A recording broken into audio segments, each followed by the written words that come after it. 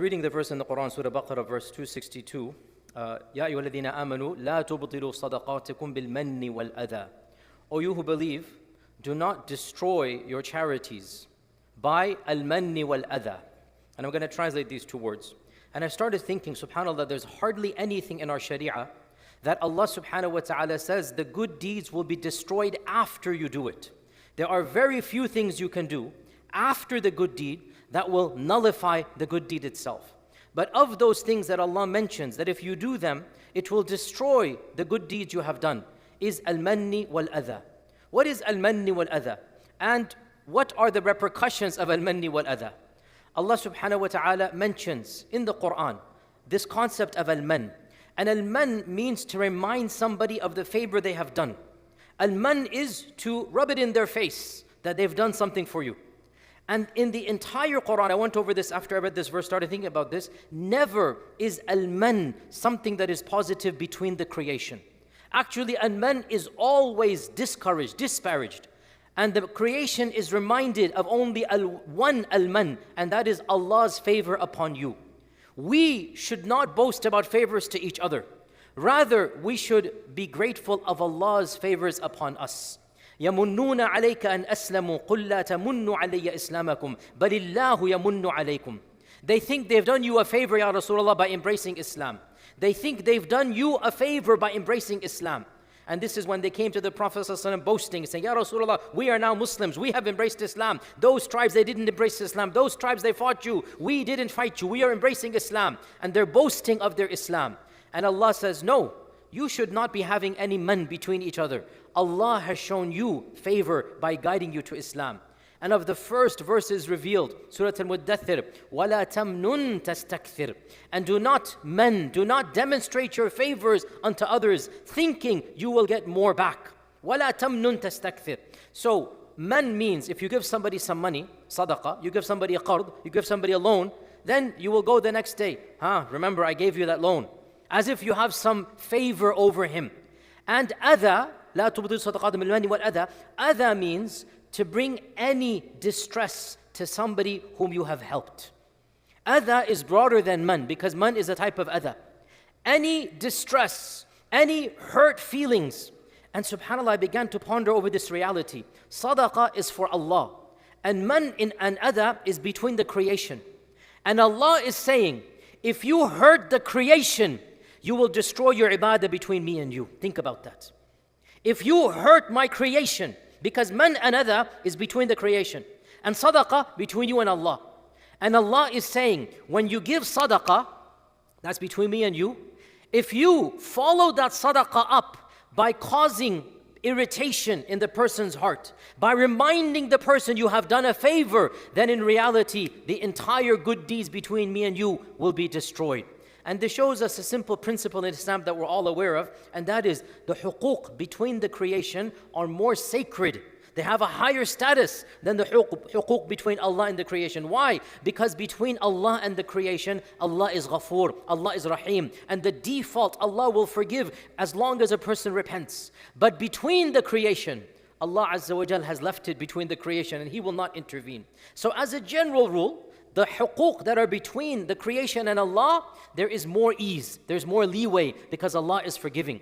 And the huquq between the creation, there's more strictness. And this principle demonstrates it. O you who believe, do not nullify your sadaqah. Now by the way, sadaqah doesn't just mean financial. Sadaqah doesn't just mean giving somebody monetary help. Sadaqah can mean giving time, giving energy. Sadaqah can mean giving somebody a ride. Sadaqah can mean helping somebody out in there. You have an expertise, they came to you. Say, okay, I'll do that for you because I'm an expert. I know computer programming, I know this and that. That is sadaqah of your time, sadaqah of your talent, sadaqah of your energy. And Allah says, if you show this as a favor, if you cause somebody hurt by mentioning something to denigrate. So for example, you gave somebody money.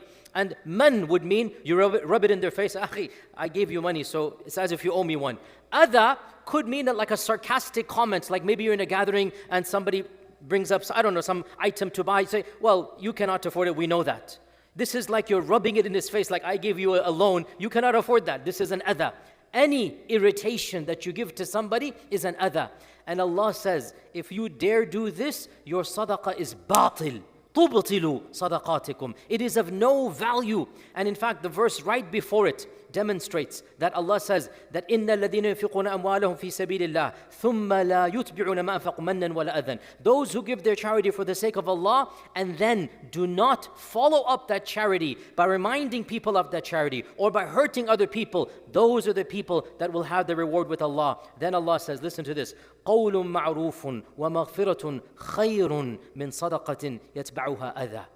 Giving a good word and forgiving is more beloved to Allah than giving charity that is followed by hurting somebody's feelings. I repeat, a positive word or forgiveness is more beloved to Allah than helping somebody, and then after that help, you bring up a favor and remind it that I've given you that favor. What is qawlun ma'roof? What is maghfirah? The scholars give an example. Suppose a relative comes, suppose a poor person comes, says, Akhi, please, for the sake of Allah, help me. Please, give me something.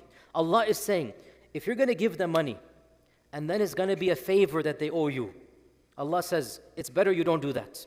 If you're going to rub it in their face, you're going to bring it up constantly, Allah says, don't even do that. And just give them some positive, qawlun ma'roof. Inshallah, Allah will make a way out. Don't worry, Allah will help you. This is qawlun ma'roof. And then maghfirah, it's obviously painful when somebody begs and somebody's harsh and whatnot. Allah says, forgive them. Don't be harsh to them. And that is more beloved to Allah when you don't give charity, but you give a positive word. You just forgive their harshness. Allah is happier with you then versus you giving money and then following it up by rubbing it in their face. SubhanAllah, once again, the haqq of Allah versus the haqq of ibad. And one thing that we learn from the Quran, from the Sunnah, very powerful, very scary hadith. The Prophet ﷺ said, hadith in Sahih Muslim and others, لا يدخل الجنة منان. The one who's constantly reminding others of their favors shall never enter Jannah. لا يدخل الجنة منان. The one who constantly reminds people of their favors will not enter Jannah. So if you do a good deed, O Muslim, do it for the sake of Allah. Don't do it even for worldly benefit, even for perks between people. Because Allah is saying, if you're going to do it for that reason, I'd rather you don't do it. And you just give some positive word. Just be forgiving, be nice, and Allah will reward you more. And that's why we'll conclude with this. What does Surah Baqarah finish off with? The one who does this, Allah says his example is like that of a solid rock that has a thin layer of soil. When you see it, you think it is fertile. A little bit of rain falls, it will take all the soil away and it will leave barren rock, nothing will be there. كَالَّذِي يُنْفِقُ أَمْوَالَهُ رِئَاءَ النَّاسِ فَمَثَلُهُ كَمَثَلِ الصَّفْوَانٍ عَلَيْهِ تُرَابٌ. Right? Allah says his example is like that of a solid rock, عَلَيْهِ تُرَابٌ. Right? فَأَصَابَهُ وَابِلٌ. Once the rain comes down, فَطَلْ. All of it is going to go and disappear away. Nothing will be left other than hard rock. Allah is saying, don't deceive people, because when you practice man another, Allah is saying, in reality, you don't have sincerity. So, conclusion, the haqq of Allah and the haqq of the ibad, even though they're two separate things, the reality is they overlap. Why? Because if you really did it for Allah, you wouldn't be infringing on the haqq of the ibad. And that's why in both of these verses, Allah mentions riya and man and adha together. Allah is saying like he's giving for other than Allah, or he's giving for man and adha. The two are related. When your iman is weak, then you will do it either to show off your good deeds or you want something from the other person. If you are sincere, neither will you show off, nor will you do it to get something back from the other person. To conclude, therefore, every good deed that we do, we have to make sure not only is our intention between us and Allah pure, but also between the makhluk. We're not doing it to curry favors back at them. We're not doing it so that we can remind them, so that they owe us a favor, so that we can take advantage of them if we did some good to them, so that we can then do something with them, with their money, with their, that we would not otherwise do. If you do a good deed to somebody else, you do not have the right to trample on their possessions, on their time. Now, by the way, the flip side of the coin, obviously, if somebody has done a good deed to you, you should reward them from your voluntary heart, from the goodness of your heart. Yes, you should do that. But for them to demand, for them to act entitled, for them to rub it in your face, Allah is saying, I would rather you don't do it. And you will get more reward for not doing it and giving a good positive comment rather than doing it and then rubbing it in their face. So may Allah subhanahu wa ta'ala cause us always to be sincere and always remember the huquq of Allah and the huquq of the ibad. And